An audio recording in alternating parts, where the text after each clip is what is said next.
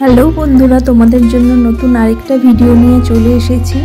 প্রথমে স্থলপদ্ম ফুল দিয়েই শুরু করলাম। এই ফুলটা ফুটেছে আর ওই একটাই কুড়ি আছে। ওই কুড়িটা ফুটে গেলেই ব্যাস এই সিজনের মতো স্থলপদ্ম ফুল শেষ হয়ে যাবে ফোটা। তারপরে চলে এলাম এই জবা ফুলটার কাছে। তারপরে যে গাঁদা ফুলগুলো দেখতে পাচ্ছ, এগুলোও বেশ কয়েকটা ফুটেছিল গাছে, তাই একটু ভিডিও করে নিলাম। কুড়িও আছে প্রচুর, ফুটবে এগুলো, অনেকগুলোই ফুটবে। তার পাশেই ছিল ওই পিঙ্ক কালারের জবা গাছটা, দেশি জবা।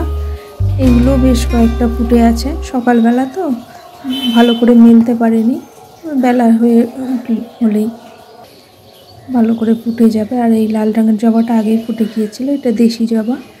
তারপরে এই যে অরেঞ্জ কালারের জবা একটা,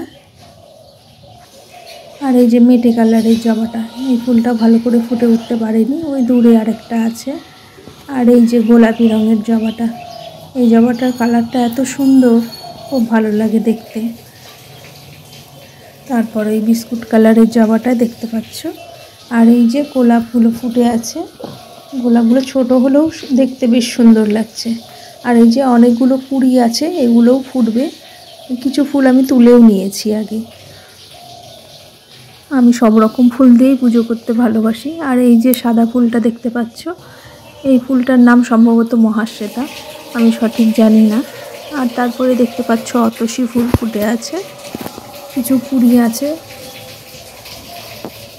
কিছু বীজও হয়ে গেছে। আসলে কিছু কিছু ফুল তোলা হয়নি তো। তারপরে চলে এসেছি সেই লঙ্কা গাছটার কাছে। এর আগেও তোমাদের আমি দেখিয়েছি এই লঙ্কা গাছটা। এই লঙ্কাগুলো প্রচণ্ড ঝাল, আর এর সাইজটাও বেশ বড় বড় হয়। যারা ঝাল লঙ্কা পছন্দ করো তাদের তো বেশ লাগবে। আর তারপরে চলে এলাম এই হলুদ রঙের জবা গাছটার কাছে। আর এটা মেস্তা জবা। এই ফুলগুলোও এখনও ফোটেনি, এগুলো ফুটবে। ওই যে উপরে ফুটে আছে, আমি ঠিক মতো ক্যামেরায় ধরতে পারছি না। আর তার নিচেই ছিল এই গাঁদা গাছটা, এই গাছটাতে বেশ কয়েকটা ফুল ফুটে আছে। আর এই যে মিলি গাছ, এই গাছে বেশ ফুল আছে। আর যে শিশির পড়েছে তোমরা দেখতে পাচ্ছ। ওখানে একটা অপরাজিতা ফুলের গাছ ছিল, একটাই ফুল ফুটেছে সেদিন।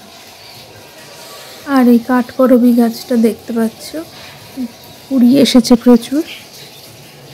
এই গাছটায় তিনটে ডালে কুড়ি চলে এসছে।